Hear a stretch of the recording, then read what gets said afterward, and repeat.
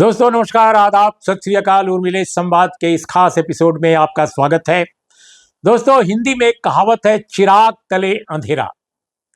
ये कहावत इस समय फैजाबाद संसदीय क्षेत्र उत्तर प्रदेश पर हूबहू लागू हो रही है। ये फैजाबाद उत्तर प्रदेश का वही जिला है जहां अयोध्या आती है। जहां अयोध्या इसका एक छोटा हिस्सा है इस पार्लियामेंट्री कॉन्स्टिट्यूएंसी का, और वहां से फैजाबाद से भारतीय जनता पार्टी चुनाव हार चुकी है 57,000 वोटों से करीब। लल्लू सिंह जो उसके 2 बार के पार्लियामेंटेरियन थे, तीसरी बार भी उनको टिकट दिया पार्टी ने। राम मंदिर शिलान्यास, राम मंदिर उद्घाटन, राम मंदिर के नाम पर करोड़ों अरबों रुपया जो बहाया गया, इतना ज्यादा जो खर्च किया गया, इतनी जो शोहरत अर्जित करने की कोशिश की गई, देश विदेश के तमाम नामी गिरामी लोगों को चुनाव से ऐन पहले अयोध्या में बुलाया गया, इतना बड़ा जो समारोह हुआ, और समारोह का एक बड़ा जो मकसद था कि जो हिंदू धर्मावलंबी हैं उनको बताया जा सके कि इस सरकार ने आपके लिए क्या क्या कर दिया है। लेकिन लोगों ने इसको एक न्यायिक प्रक्रिया का हिस्सा माना। आम लोगों से जब आप पूछते थे कहीं भी जाकर उत्तर प्रदेश में कि भाई राम मंदिर बन गया, बीजेपी को इससे फायदा होगा, तो दोस्तों हमारे जैसे जो पत्रकार पूछते थे तो लोग कहते थे भाई इसमें तो कोर्ट ने फैसला किया है, सरकार बनवा रही है, अच्छी बात है, मस्जिद भी बन जाए, मंदिर भी बन जाए, ऐसा भी कहने वाले लोग होते थे। लेकिन दोस्तों, बीजेपी का जो मकसद था कि इसके जरिए पूरे उत्तर प्रदेश में एक हिंदुत्ववादी माहौल पैदा कर दिया जाए और उसके जरिए 80 में 70 सीटें जीती जाएं, ये प्लान था बीजेपी का। और दोस्तों, जिस स्टेट में 80 में 70 सीटें बीजेपी चुनाव जीतना चाहती थी, वहां उसकी हालत यह है कि वो समाजवादी पार्टी और कांग्रेस की जो अलायंस है, इंडिया ब्लॉक जो है, उससे काफी पीछे रह गई है। और दोस्तों, अयोध्या सीट भी हार गई, यानी फैजाबाद सीट भी हार गई। वहां पर अवधेश प्रसाद जो समाजवादी पार्टी के एमएलए हैं, काफी बुजुर्ग हैं, 8 या 9 बार के एमएलए हैं, कैबिनेट मंत्री रह चुके हैं, और उनको उम्मीदवार बना दिया अखिलेश यादव ने। जब अखिलेश यादव ने वहां पर अवधेश प्रसाद को उम्मीदवार बनाया तो बहुत सारे ओबीसी कम्युनिटी के लोग, खासकर उनकी अपनी कम्युनिटी के लोग, उनसे बहुत नाराज थे कि मित्रसेन यादव के पुत्र जो एक बड़े अफसर रहे हैं, रिटायर्ड होने के बाद राजनीति में आए हैं, भाग्य आजमा रहे हैं, उनको क्यों नहीं उम्मीदवार बनाया।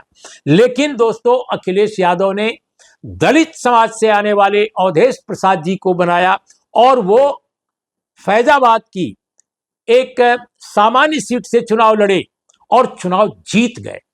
उन्होंने धूल चटा दी बीजेपी के उम्मीदवार को, और वो उम्मीदवार जो जीते हैं अवधेश प्रसाद, उनकी विशेषता क्या है?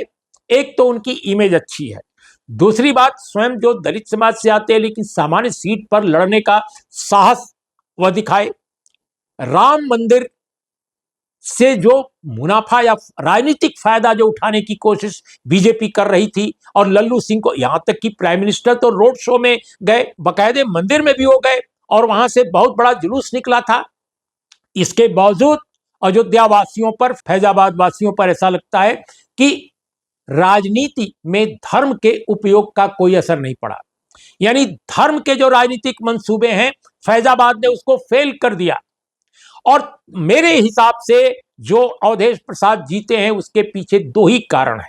पहला कारण है कि लोगों को यह बात समझ में आ गई कि भारतीय जनता पार्टी अगर चुनाव जीतती है यहां, तो दलित समाज का बहुत बड़ा घाटा होगा, ओबीसी समाज का बहुत बड़ा घाटा होगा। एक उनका उम्मीदवार जीतेगा तो भारतीय जनता पार्टी की टैली को, उसकी संख्या को बढ़ाएगा।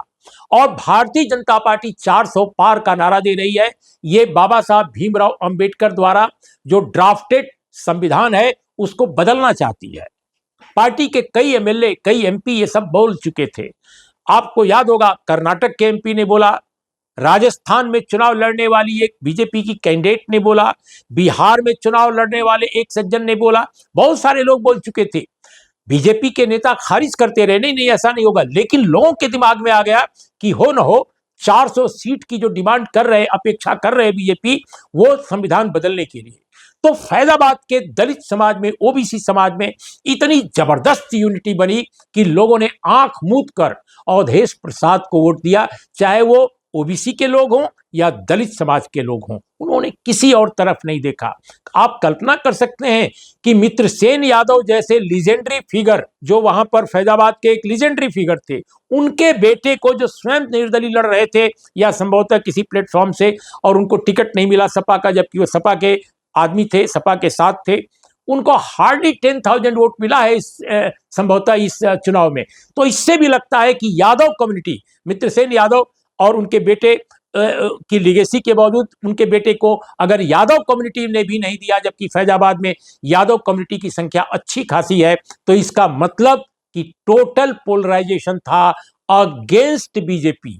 पोलराइजेशन, जो राजनीतिक ध्रुवीकरण जो था, वो प्रिंसिपल्स पर था, वो किसी तुष्टीकरण या पुष्टिकरण पर नहीं था, वो था संविधान बचाने, डेमोक्रेसी बचाने को एजेंडा आधारित ध्रुवीकरण था कि हर कीमत पर बीजेपी को हराना है। और मंदिर के बावजूद, मंदिर शिलान्यास के नाम पर इतने प्रचार और इतने प्रसार के बावजूद जनता ने बीजेपी को अयोध्या में हरा दिया, अपने आप में एक कीर्तिमान है। इसीलिए मैंने कहा कि चिराग तले अंधेरा।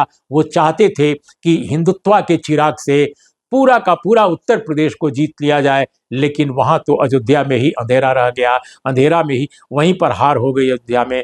तो दोस्तों, ये है कहानी उस अयोध्या की जहां मंदिर बना करके इन लोगों ने सोचा था कि वो काफ़ी कुछ हासिल कर लेंगे, लेकिन उत्तर प्रदेश की जनता ने उनको जवाब दे दिया। इन्हीं शब्दों के साथ नमस्कार, आदाब, सत श्री अकाल।